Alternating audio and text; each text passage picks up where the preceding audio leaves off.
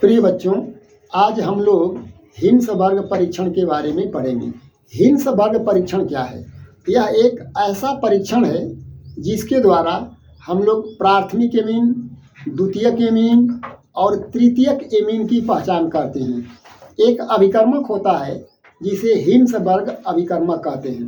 इस अभिकर्मक को तीनों एमीनों में हम क्या करते हैं, थोड़ा थोड़ा ले लेते हैं और उसी से हम क्या है, आसानी से पहचान कर लेते हैं कि कौन सा फर्स्ट डिग्री एमीन है, कौन सा सेकेंड डिग्री एमीन है और कौन सा थर्ड डिग्री एमीन है। अतः आज हम लोग प्राथमिक, द्वितीयक और तृतीयक एमीनों की पहचान के बारे में पढ़ेंगे। अब देखिए, एक होता है benzene sulphonyl chloride. Benzene sulphonyl chloride, benzene sulphonyl, benzene sulphonyl chloride,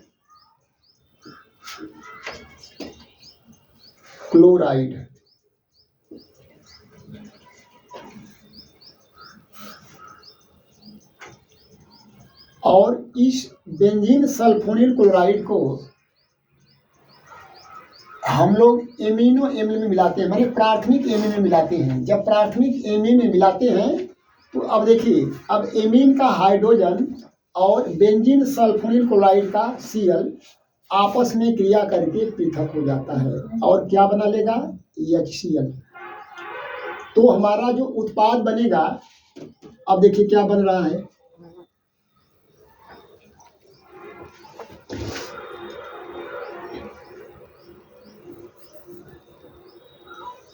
ये बन जाएगा। अब देखिए, ये बेंजीन हो जाएगा, यहाँ SO2 हो जाएगा और इसके बाद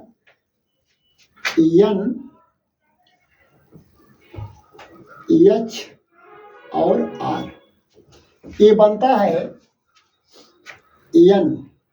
N पर है इसलिए हम इसे N लिखते हैं और यह एल्कील है, N एल्कील,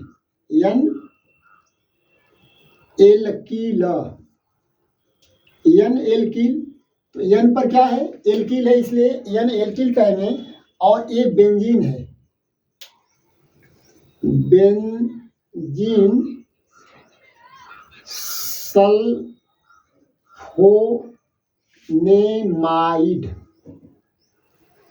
इस प्रकार जब हम बेंजीन सल्फोनिल क्लोराइड को प्राथमिक एमीन में मिलाते हैं तो N एल्कील बेंजीन सल्फोनेमाइड बनता है। और जो ये बनता है, यदि इसे हम KOH में मिला देते हैं तो ये क्या होता है, घुलनशील होता है। ये आसानी से KOH में क्या होता है, घुल जाता है। घुलनशील माने ये घुल जाता है,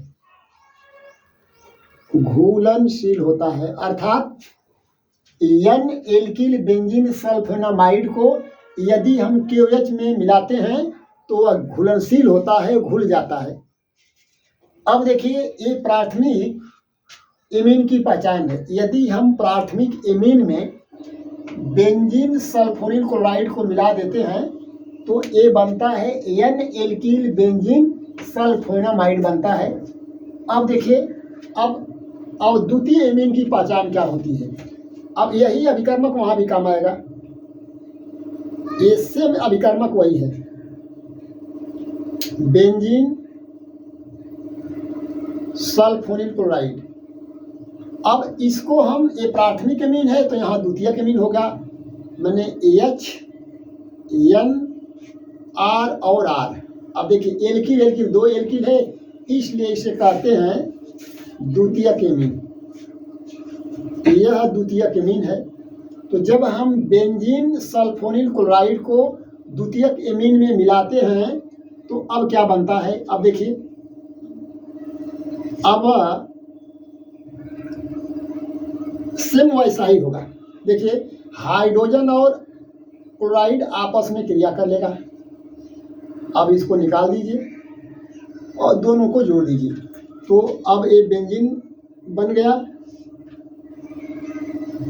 ये बेंजीन हो जाएगा, SO2 हो जाएगा।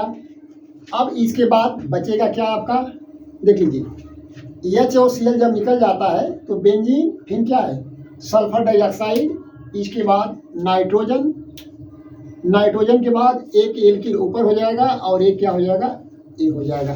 ठीक, अब इसका नाम होगा N। देखिए N पर R है और R 2 एल्किल है, तो इसका नाम हो जाएगा कि N di, N di alkyl,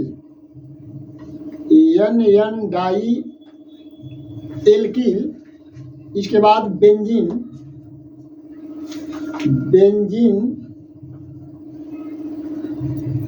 sulphonamide.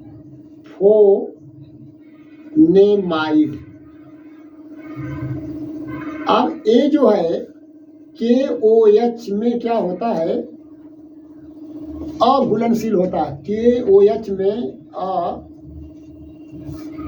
अघुलनशील होता है,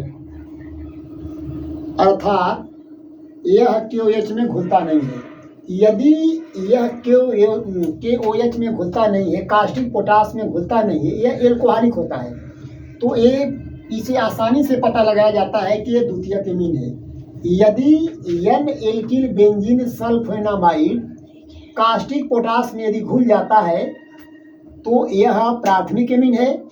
यदि N di alkyl benzene sulphonamide caustic potash में यदि घुलता नहीं है तो इसे ये अनुमान लगाया जाता है कि ये द्वितीयक एमीन है। इसी तरह हम तृतीयक एमीन की पहचान करते हैं। अब देखिए ये बेंजीन सल्फोनामाइड है, बेंजीन सल्फोनामाइड में हम तृतीयक एमीन मिलाते हैं, R, N, R और R। कोई रिएक्शन नहीं होता है, नो रिएक्शन, कोई अभिक्रिया नहीं, नो रिएक्शन। यदि कोई अभिक्रिया नहीं होती है तो इसे अनुमान लगाया जाता है कि यह तृतीयक एमीन है। इस प्रकार हम लोग प्राथमिक, द्वितीयक एवं तृतीयक एमीन की पहचान मात्र बेंजीन सल्फोनिल क्लोराइड से करते हैं। यह हिन्सबर्ग अभिकर्मक कहलाता है और इस हिन्सबर्ग अभिकर्मक के द्वारा प्राथमिक, द्वितीयक और तृतीयक एमीन की पहचान आसानी से की जाती है। इसीलिए इसे हिन्सबर्ग परीक्षण के नाम से जानते हैं। यदि प्राथमिक एमीन में हम हिन्सबर्ग अभिकर्मक मिलाते हैं तो N एल्किल बेंजीन सल्फोनामाइड बनता है जो एल्कोहलिक KOH में घुलनशील है। यदि इस हिन्सबर्ग अभिकर्मक को द्वितीयक एमीन में मिलाते हैं तो N di alkyl benzene sulphonamide बनता है, यह एल्कोहलिक KOH में अघुलनशील होता है। यदि हम इसी अभिकर्मक को अर्थात हिन्सबर्ग अभिकर्मक को तृतीयक एमीन में मिलाते हैं तो कोई क्रिया नहीं होती है, अतः यह तृतीयक एमीन है। इस प्रकार हम लोग प्राथमिक, द्वितीयक और तृतीयक एमीन की पहचान हिन्सबर्ग अभिकर्मक द्वारा आसानी से कर लेते हैं। धन्यवाद।